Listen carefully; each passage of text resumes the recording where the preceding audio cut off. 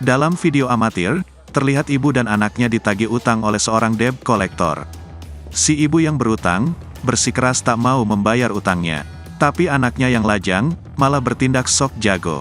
Ia mengambil sebuah batu besar dan mengancam akan melemparkannya ke debt collector.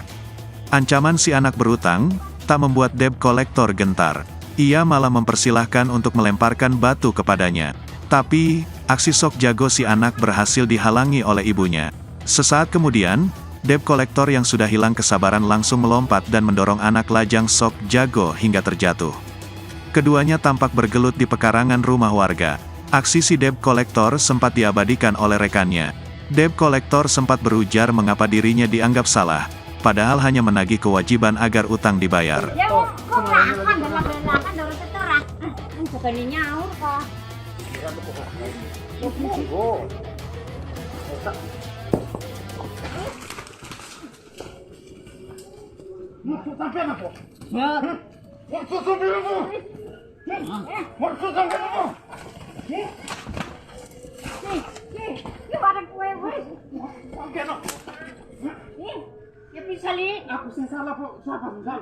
Terima kasih sudah nonton.